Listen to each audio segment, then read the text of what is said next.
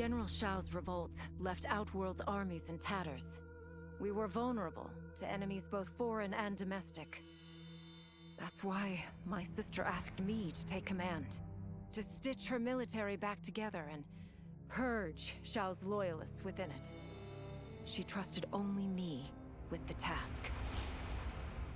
The soldiers, however, had little faith. They thought me a spoiled dilettante, unprepared and unfit to serve. That I could fight mattered little. All that mattered was that I wasn't one of them.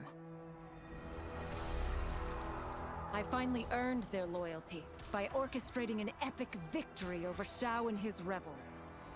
Though the general himself escaped, his forces were smashed.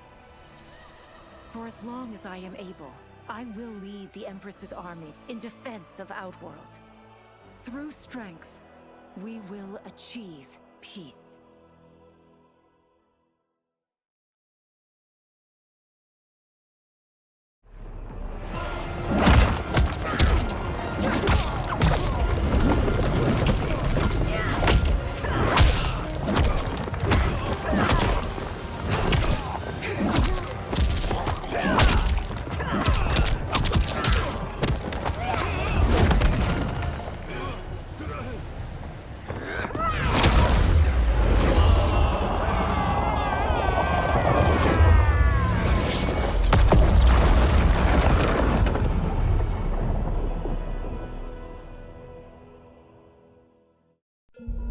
Though worried about how the public might react, I met with Baraka to discuss his Tarkatans. Speaking from his heart, he moved me. I agreed to visit his colony and see how his people lived. The conditions were atrocious. This was one of my mother's few mistakes. Like all Outworlders, she treated Tarkatans with scorn. What they deserved from us was compassion. And the only way to get it for them was to reveal my affliction. To show all my subjects that even an Empress could get Tarkat. The scandal my revelation caused was intense. But with the help of Kitana and Tanya, I emerged from it a stronger Empress than ever. My honesty, empathy, and resolve won over my remaining doubters.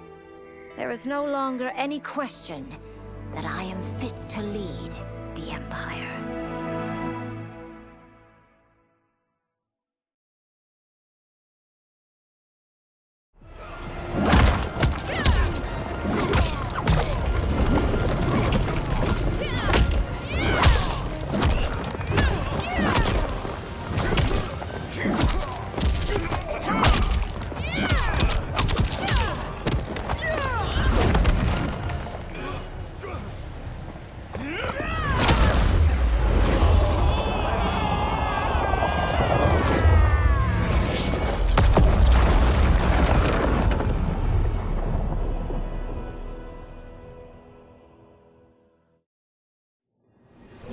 Until recently, I hadn't met Li Mei, but I had heard the stories. How the Umgadi's matron superior blamed her for not preventing Emperor Jared's murder. How she quit in disgrace rather than accept punishment. But those stories didn't fit the woman I now knew. Li Mei would never have been so negligent. Eventually, I uncovered the truth.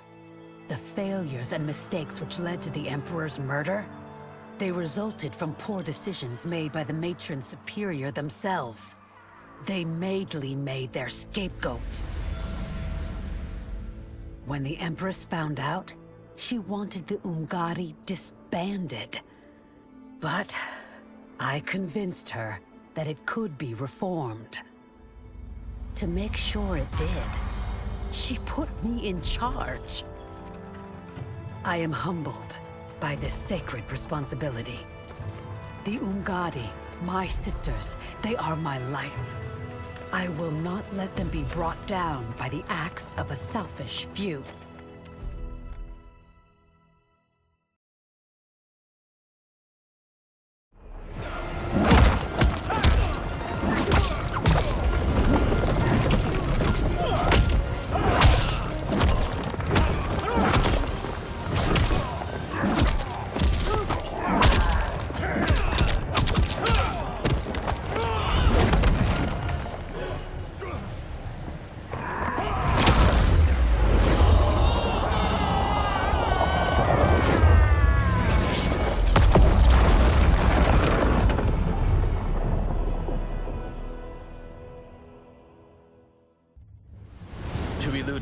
pressure by Empress Mileena, I joined Havik's crusade in Saido. There, I summoned more magic than I thought possible, and drowned out the old regime. Havik's longed-for anarchy had been achieved. He was more than satisfied. But I was left empty and broken. Had I been satisfied as Outworld's High Mage, not let myself be tempted by Shang Tsung, a great city would not now lay in ruins. I've caused devastation, ended thousands of lives, all because of my blind ambition. I've betrayed my oath, my sovereign, and my realm. These high crimes merit punishment, and I'll accept whatever the Empress gives me. My only ambition now is to one day be forgiven.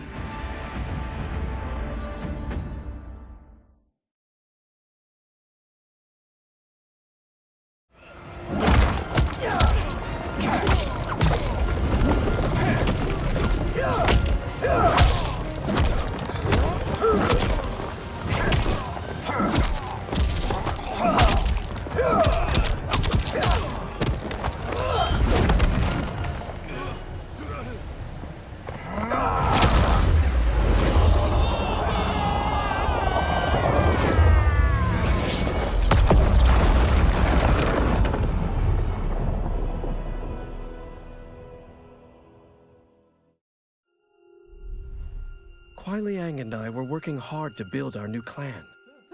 But even with the help of his close friend Harumi, it was difficult. The biggest problem was finding the right initiates. Then, one night, while walking outside Harumi's compound, I was attacked. I thought at first it was a Lin Kuei assassin, but his strikes were too uncertain, too angry. My attacker, it turns out, was a boy. Homeless and hungry, his assault was born of desperation. He needed money so that he could eat. It was like looking at myself 15 years ago.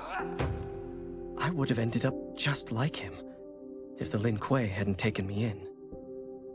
So I took the boy to Kuai Liang, who also appreciated his fire. We made him our first initiate. The boy's name? Hanzo Hasashi.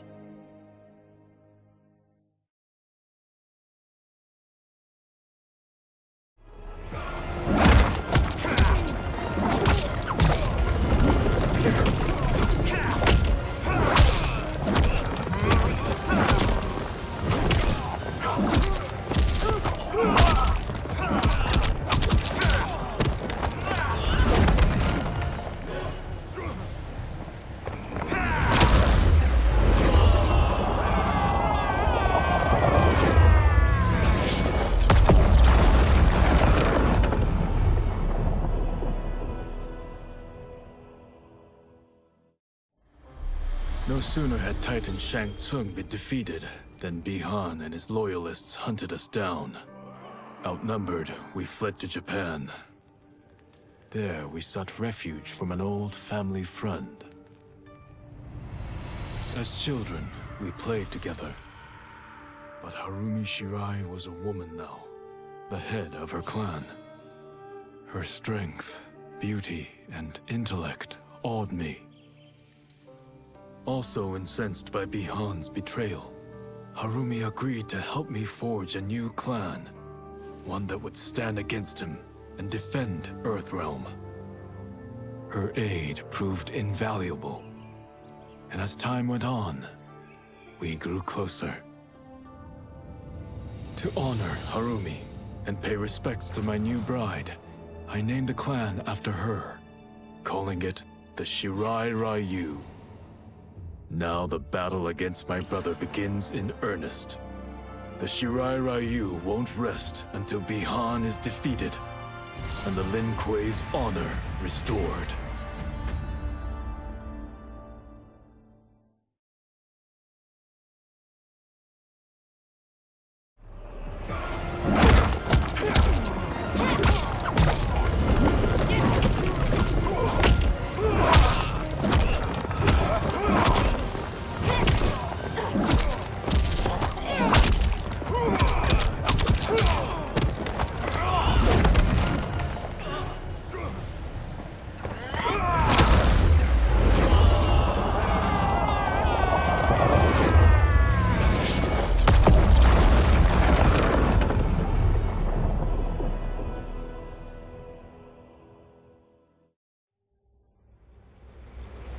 I had broken the Lin Kuei free of Liu Kang's enslavement. We were now masters of our destiny, and could take our place among Earthrealm's great nations. But taking and holding territory would require a vast army. I needed more fighters to make our presence felt. Then I recalled Shang Tsung's dragon warriors. An army of them would be unstoppable. But trafficking in such strong magic would surely draw Liu Kang's attention. Sector advised that we avoid detection by building our army using science, not sorcery. We've invested much into this endeavor, and we are beginning to see results. Once again proving the depths of Sector's genius. When we are done, all of Earthrealm will honor our desires and heed our demands. If not, they will face the Lin Kuei's wrath.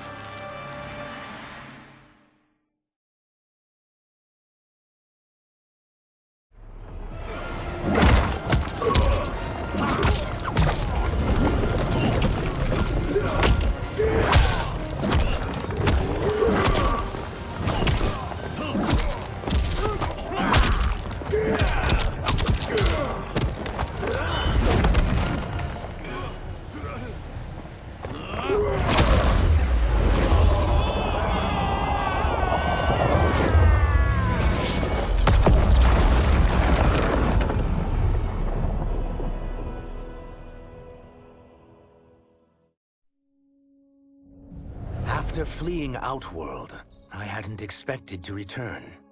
But then, I also hadn't expected the new Empress to make me an offer I couldn't refuse. To thank me for helping stop General Shao's rebellion, she asked me to be her emissary to the Zaterrans. Going home, bearing the seal of the royal house, I would show once and for all that my mutation wasn't to be feared. That it wasn't a source of shame. To my surprise, I was welcomed. But those warm smiles hid a dark secret. I stumbled upon a trove of official records, which showed that my shape-shifting ability isn't unique. Many Zaterrans are born with it, but are killed by their government to keep it from spreading. Who started this barbaric policy? Who is now enforcing it is unknown. But I will find out. And I will put an end to this madness.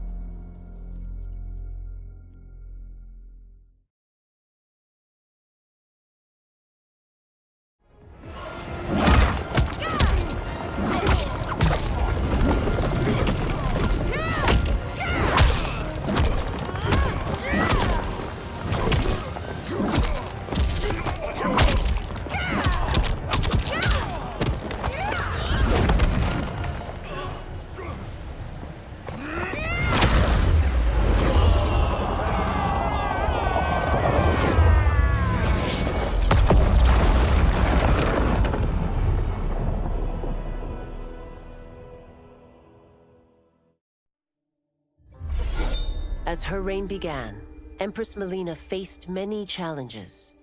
To meet them, she turned to the people she trusted. Her sister to lead her army, and me to lead her Imperial police. Though I missed Empress Sindel dearly, I was glad my ties with her family had been mended. But while it was an honor to be made responsible for Outworld's internal security, I soon realized accepting the appointment was a mistake. I'm not cut out to be a bureaucrat, nor am I patient enough to navigate the Imperial Court's politics.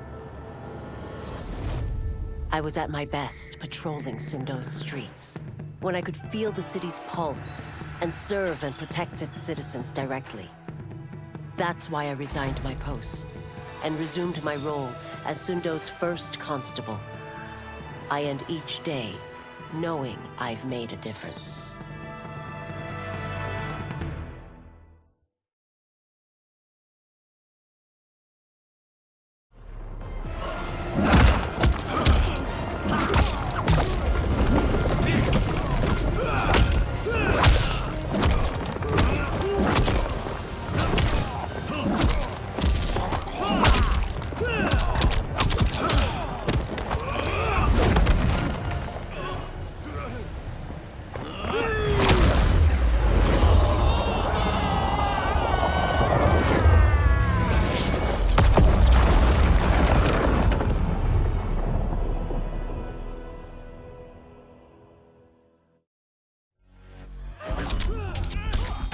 I wasn't looking for allies against the Yakuza, but I found one in Special Agent Jackson Briggs.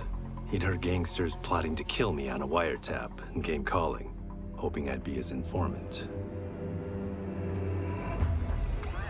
We planned to part ways when we got the job done, but then Shang Tsung showed up to steal Sento. Needless to say, Jackson had questions. It blew his mind to hear that the stories in Johnny's movies were real. Once the shock wore off, Jackson quickly sized up the threats Earthrealm faced. To deal with them, he got his bosses at the FBI to form the Outworld Investigation Agency. When he asked me to sign on, I hesitated. After all, me? A government agent? But it's an important job. And more importantly to me, an honest living.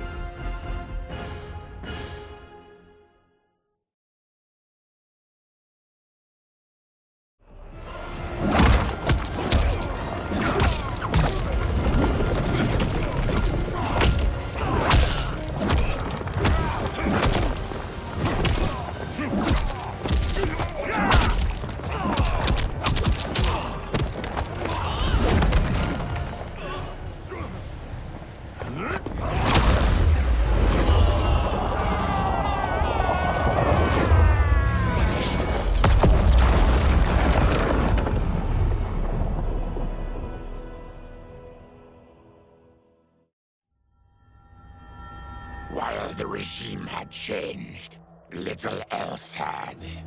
My people still suffered in silence, ignored by the rest of Outworld. Though now I knew Empress Mileena's secret, that she was also afflicted with Tarkat. If anyone would help, it would be her. But how to get an audience? Syzoth. He was the Empress's new emissary to the Zaterrans. I asked him to introduce us. At great personal risk, he agreed. And as I'd prayed, the Empress was willing to meet. Even better, she would visit the colony. She was shocked to see how we lived. She moved quickly to provide for our care and comfort. Thanks to the Empress and Syzoth, we Tarkatans are no longer pariahs. Until our disease can be cured, that will do.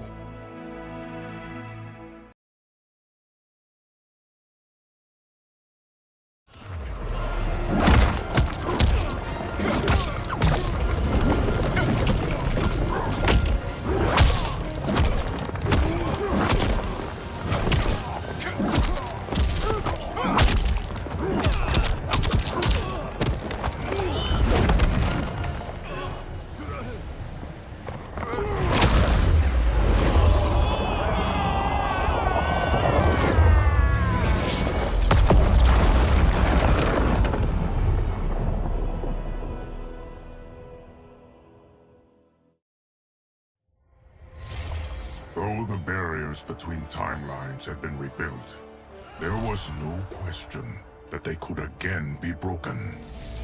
Protecting this timeline would require eternal vigilance, so that it could not fall victim to further outside aggression. But nothing in my countless lifetimes had prepared me for this task. In none of them had multiple timelines ever coexisted. Monitoring them for threats was an entirely novel problem. It would require a novel solution. I discovered that though the timelines no longer touched, their meeting had left them intertwined. I can now secretly surveil all timelines, keeping watch for potential danger. It pleases me to do this service for the new era. Lord Liu Kang may rest assured that it is secure.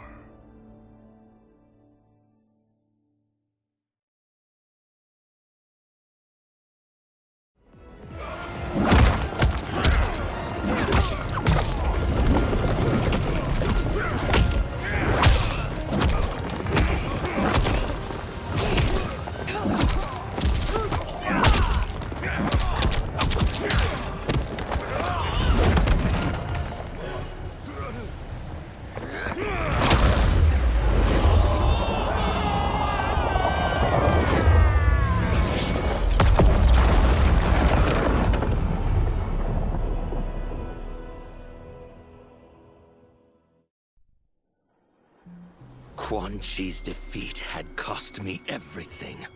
For months I had furthered his plot, and now I had to start over.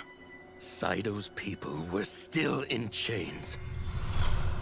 That's when Rain approached me.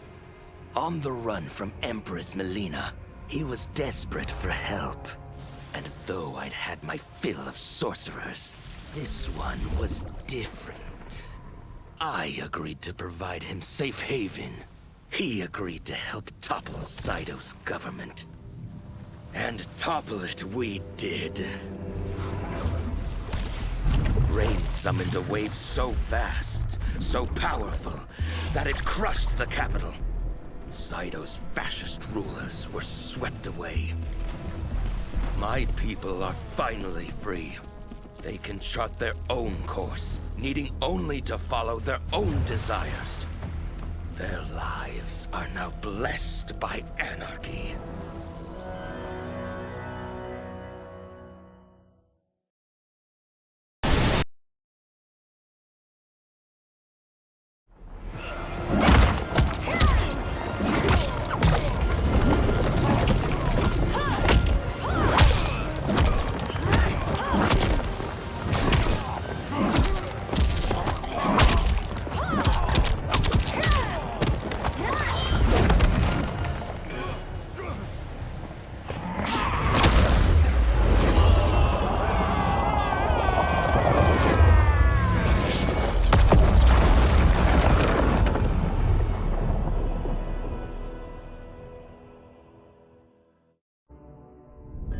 Quan Chi's plot collapsed. Along with it, my plan to secure new beings to feed my starving people. Because I'd advocated for partnering with him, I was held responsible.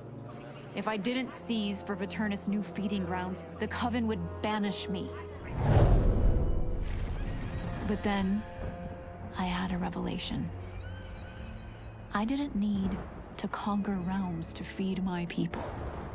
I simply needed to capture enough beings to breed them. Once they multiply, Viternus will have a limitless, renewable source of food. And I only need a few thousand to start. A number so small compared to the billions in the realms that no one will notice as people go missing. But it will be more than enough to establish our breeding stock and feed a ravenous Viternus.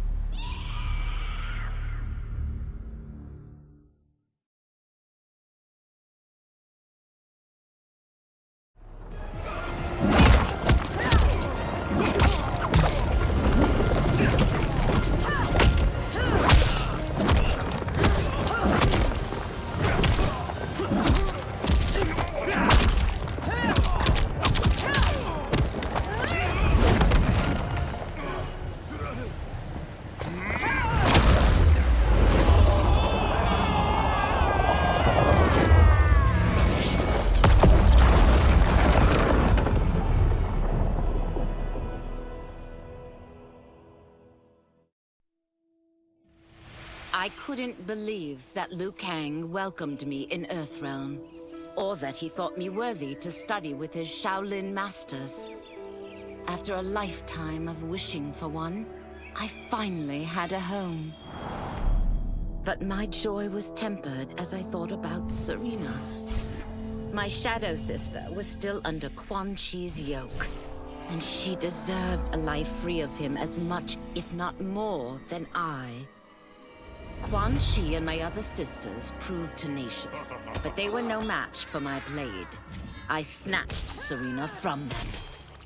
Then Liu Kang helped me break Quan Chi's spell. Her mind free of his influence for the first time in years, Serena chose to join me in Earthrealm. My sister and I once again fight side by side. Only now we do so for Earthrealm. Together, we have formed the Order of Light.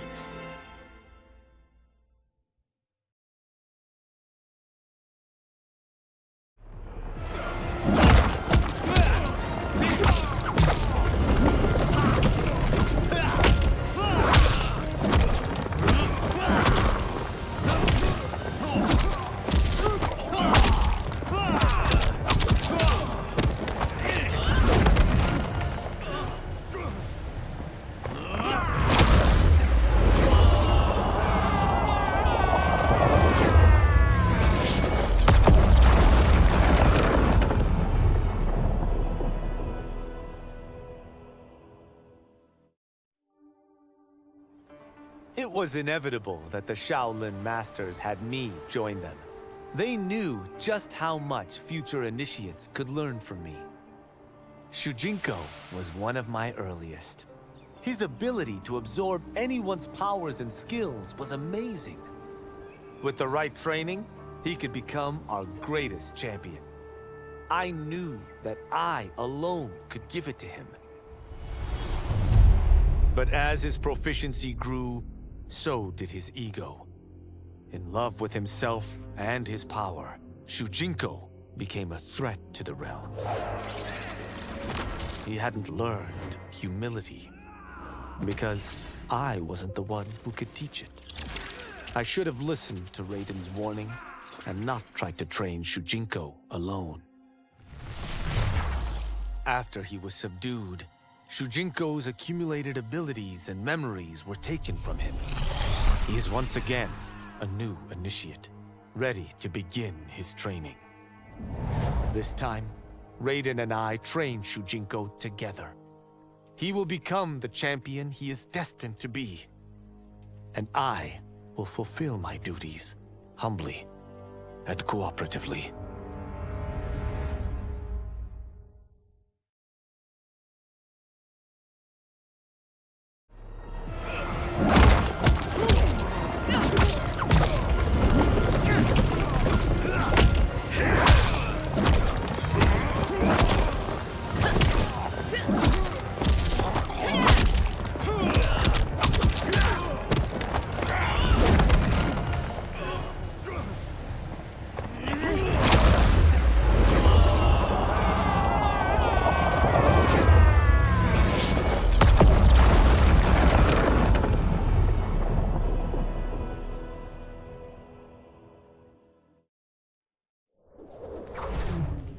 Since this whole thing kicked off, I'd wondered why Liu Kang chose me to be a champion. I mean, sure, I was killing it as a martial arts star, but it's one thing when it's all for show. It's different when you're playing for keeps. Then Liu Kang let me in on his master plan. He wanted the masses to know about the world beyond them, the one filled with gods and monsters. And he wanted me to tell him about it.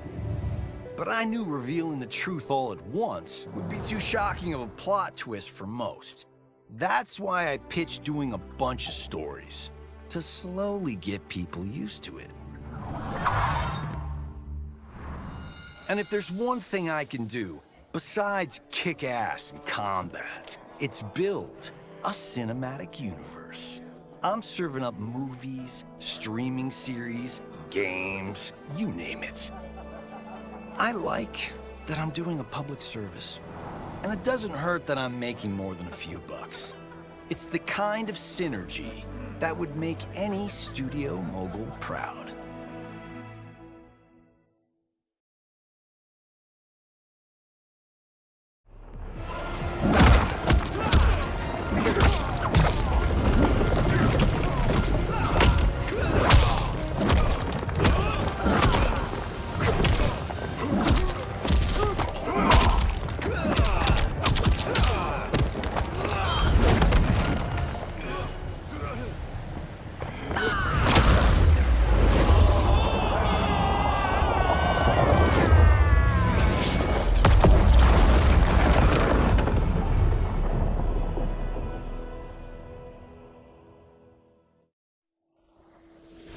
My loyal partner had warned me.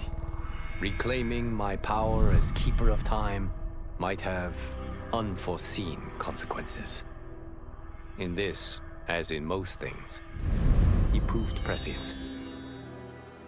The process I had undergone did irreparable harm to my body. Taking back my power had cost me my immortality. While my lifespan would still stretch across eons, I would one day perish. And if the war with Titan Shang Tsung taught me anything, it is that this timeline is not safe without a protector. Yet I had never given thought to choosing a successor. Who is it that could replace me and protect my new era? The answer, of course, is Geras. Tireless and meticulous, he is perfectly suited to be entrusted with this grave duty. And no one knows better the temptations of the hourglass. I have no doubt he will be above them.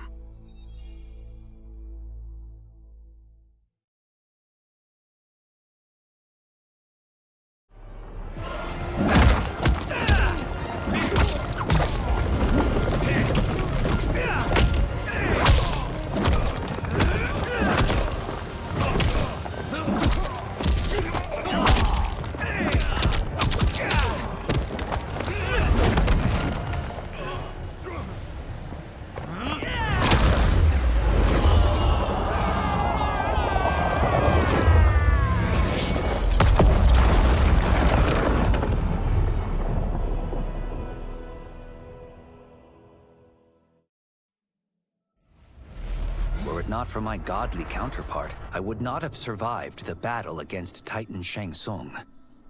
Meeting him, though, raised questions. Why did I replace him in this new era? Why was I made mortal? Lord Liu Kang told me of his Raiden's nobility and righteousness, about his steadfast leadership in the defense of Earthrealm. He also told me about Raiden's dark side, how he could be consumed by rage and cast aside the rules he otherwise lived by. Making me mortal and incapable of such anger was to keep me from following in his footsteps. Though I understood the reasons why, I felt I had been done a disservice. To survive the coming battles, I may need the edge that only great rage can bring. As the Shaolin couldn't aid me, I sought out someone who could. Someone to stoke the fire within me and teach me to master it. For this, I could have no better teacher than the Shirai Ryu's Grand Master.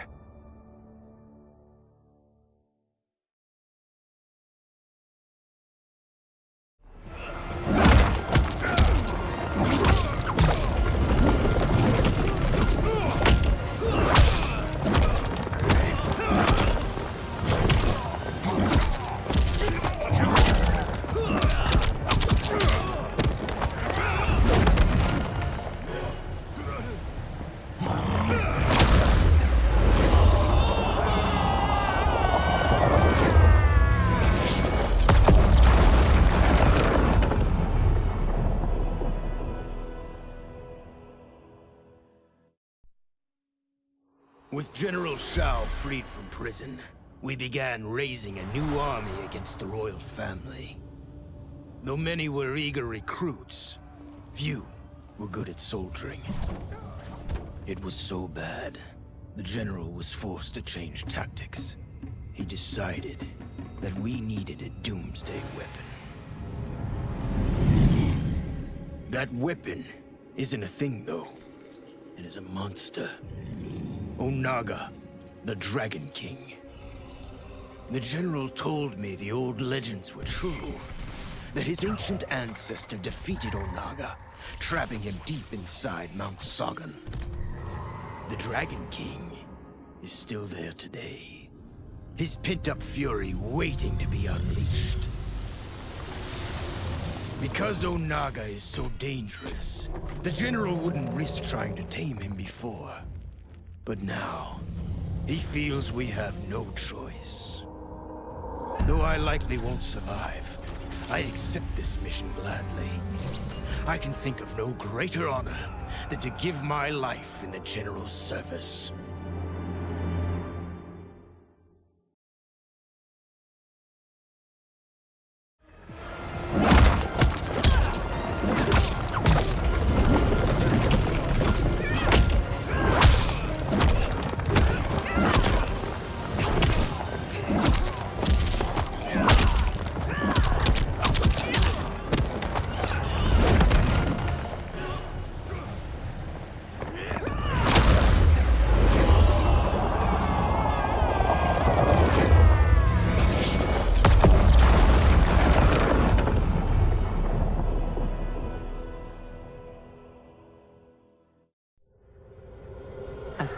darkness enveloped me, I took a long last look at my family. I did not expect to see them again until their souls joined mine in the living forest. But miraculously, my beloved husband delivered me from oblivion. Though he couldn't save my body, Jared had preserved my soul. Like him and countless others, I am now a part of Ermac. Yet ours is not a peaceful repose. The collected souls within Ermac have their own needs and agendas. Before we can speak as one, we must first reach consensus. I had thought, as the former rulers of Outworld, I and Jared would hold sway. But here we are, two souls among many thousands, fighting for the right to be heard. And if there is one thing we do well together, it is fight. We will win the right to govern Ermac as we once had governed Outworld. And we will rule for the benefit of all.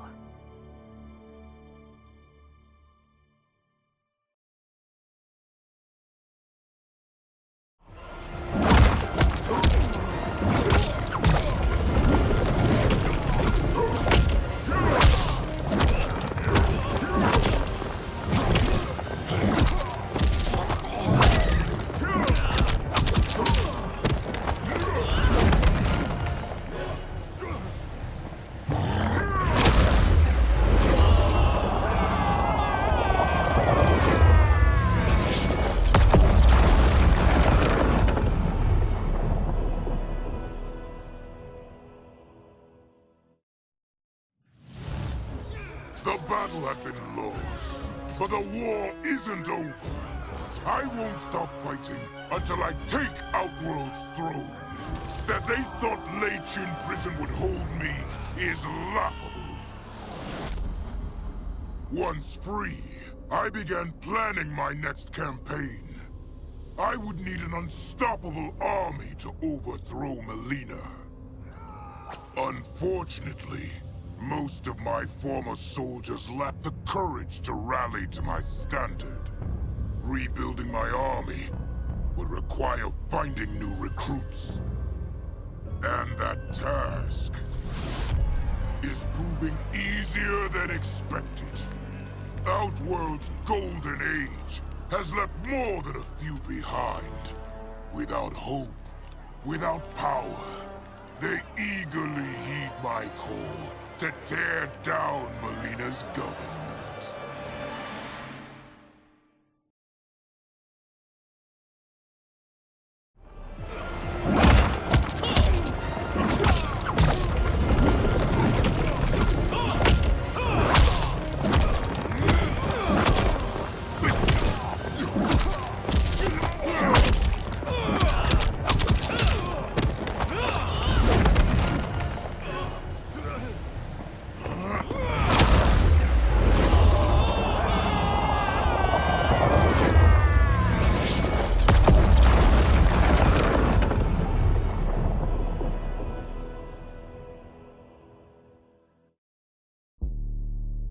After escaping Lei Chin Prison, I was hounded by the Imperial Police. I needed a place to hide and to recuperate while I plotted the best way forward. I knew the remote canton of my youth would be perfect. To escape capture, I traveled by sea. Little did I know that a gargantuan storm was brewing. My tiny craft was smashed apart. I closed my eyes, waiting to drown, hoping that the Netherrealm wouldn't claim my soul. But when I reopened them, I found myself not in hell, but on a deserted island. From its ruins, I could tell that great sorcerers had once lived there. In the caves beneath the ruins, I found what I can only describe as a well of souls. Once I learn how to wield its power, I will become invincible.